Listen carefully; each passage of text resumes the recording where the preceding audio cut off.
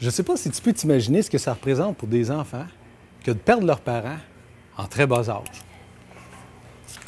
En fait, c'est ce qui m'est arrivé dans mon jeune âge à moi. J'ai perdu ma mère, j'avais 4 ans. J'ai perdu mon père, j'avais 6 ans. Dans le contexte familial dans lequel on se retrouvait, c'est que mon père avait donc, à la mort de ma mère, 4 enfants, 2 ans, 3 ans, 4 ans et 6 ans. Lui, évidemment, il veut réorganiser sa famille. Il veut donc se remarier, rencontre une jeune femme, projette de se marier, et donc 2 ans et 1 semaine après, il décide de se marier, mais la veille de son mariage, un accident sur la route, et voilà, il se retrouve lui aussi décédé, ainsi que celle qui devenait devenir ma belle-mère, ma future belle-mère. Et là, maintenant, nous voici 4 enfants, 4 ans, 5 ans, 6 ans et 8 ans, orphelins. Évidemment, à qui nous a réchappé? Ma grand-mère, qui, elle, avait alors 55 ans. Après avoir élevé ses propres 12 enfants, elle décide de prendre les 4 enfants que nous étions, ça y en faisait maintenant 16 qu'elle avait élevés. Et elle, évidemment, c'était une personne très religieuse. Et puis, elle comprenait certainement ma douleur en quelque part. Elle comprenait nos soucis, nos tracas. Elle était évidemment une personne qui avait à cœur notre développement, donc elle m'a envoyé tout jeune au collège. J'ai compris un peu plus tard pourquoi j'avais été envoyé au collège, et on me l'a dit. C'est parce que mon grand-père, qui était une personne avec un caractère tout à fait particulier, en fait, était très, non pas attaché, mais s'en prenait souvent à moi. Donc, pour m'arracher de ce contexte-là, il m'a envoyé au collège. Et puis donc, après ces 2 années-là, je suis revenu donc dans une école publique. Et là, dans cette école publique-là, cette forme de rébellion à l'intérieur de moi-même, cette espèce de sentiment d'abandon que j'avais, pouvait maintenant et se manifestait et ressortait dans mon caractère et dans ma personne. En fait, j'étais en train de devenir une personne extrêmement révoltée.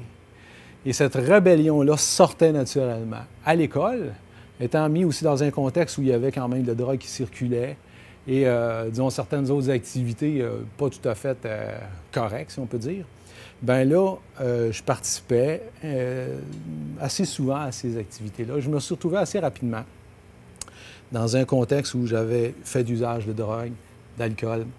Et c'était maintenant devenu quelque chose de difficile à supporter dans ma vie. Et tout ça, évidemment, en plus de ça, je devais travailler pour gagner ma vie parce qu'à 17 ans, j'avais donc besoin d'argent pour mon appartement, pour ma nourriture et tout ça. Donc, je m'occupais de 3 cinémas. J'étais assistant gérant de 3 cinémas. J'avais à aller au cégep. Ça devenait extrêmement lourd à supporter. Les études, le travail, les responsabilités. Et je dois vous avouer qu'à partir de ce moment-là, j'ai commencé à entreprendre le processus d'autodestruction en accélérant davantage ma chute dans la drogue et dans l'alcool.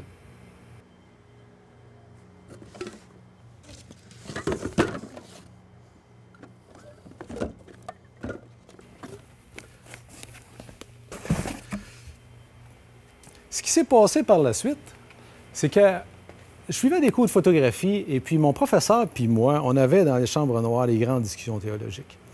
Puis à un moment donné, il est arrivé à moi puis il m'a carrément cité un verset qui se trouve dans la Bible puis qui dit, ben regarde, va te le faciliter un peu là, dans son élaboration.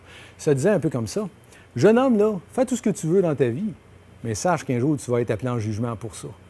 Et je dois te dire que ça m'a donné vraiment là, la crainte de l'Éternel. J'avais peur de Dieu. Je me disais, voyons donc, c'est effrayant ce que j'entends là. Mais ça venait de la Bible. Puis je me disais, la Bible, c'est la parole de Dieu, ça dit toujours vrai. Et donc, je me suis mis à regarder ma propre vie, puis je me suis aperçu que, regarde, tout le mal que je faisais, là, avec... je passais pour un bon petit gars, bien juste, bien correct, bien fin. Mais en dedans de moi-même, je savais bien trop que j'étais carrément pourri, là. Et puis que j'en faisais bien plus d'erreurs puis de péchés que le monde pouvait s'imaginer que je faisais. Fait que sur mon lit, un soir, je me rappelle, là, je broyais comme l'expression dit, comme une madeleine. Et puis, j'ai crié à Dieu, puis j'ai dit, regarde, Dieu, là, ça va mal dans ma vie, c'est tout à l'envers, là, fais quelque chose. Je t'abandonne ma vie, je ne peux plus rien faire avec, là, c'est rien qu'une catastrophe. Et c'est là que Dieu a vu la sincérité de mon cœur puis qu'il a commencé à intervenir dans ma vie, mais d'une manière bien miraculeuse. En fait, il m'a carrément envoyé travailler avec le seul gars dans la compagnie où j'étais qui connaissait la Bible. Puis lui, il s'est mis à me parler de la Bible puis me montrer des versets dedans. Et à un certain moment donné, à l'âge de 22 ans, pour être très précis, là, sur un câble, en quelque part entre deux poteaux à Knowlton, en fait, la communication entre Dieu et moi s'était rétablie. Elle était brisée par mes péchés, puis mon mal que je pouvais faire. Mais Dieu m'avait montré dans sa parole, que ce qu'il avait fait au travers de la croix de Jésus-Christ, c'était qu'il avait pardonné. Il m'avait pardonné, il avait payé pour mes fautes, pour mes péchés. Et j'ai cru ce message-là presque instantanément. J'ai trouvé ça tellement miraculeux, glorieux, extraordinaire, de voir qu'en quelque part, là, Dieu, ce qu'il avait fait, c'est qu'il avait sacrifié son Fils pour me prendre avec lui, pour me rendre acceptable à ses yeux. J'ai trouvé ça extraordinaire, puis j'avais jamais entendu parler de la Bible comme ça. Le message était devenu tellement clair que j'ai vraiment, à ce moment-là, livré ma vie à Dieu. Je lui ai donné, j'ai dit, fais ce que tu veux avec. Je veux te suivre, je veux, en fait, marcher avec toi. Puis je savais que Dieu, là, c'est pas un Dieu vengeur à gauche et à droite comme on peut se l'imaginer. Au contraire, c'est un Père qui est aimant, qui pardonne. Fait qu'aujourd'hui, je sais, pour avoir marché avec lui quand même depuis l'âge de 22 ans, je sais très bien que c'est un Dieu qui est bon, qui veut notre bien et qui, tout au long de ma vie, là, il est en train d'aplanir le chemin là, pour que je marche au travers celui-là, ce chemin-là, qu'il a préparé d'avance. Et puis, tout ce qui va m'arriver va toujours contribuer à sa gloire. Mais il n'y a rien, mais il n'y a absolument rien qui est plus rassurant de savoir aujourd'hui que si je meurs, mon cas il est réglé avec Dieu, j'ai la paix avec lui, les affaires sont réglées entre lui et moi, et j'apprends à marcher dans sa présence, j'apprends à marcher avec lui.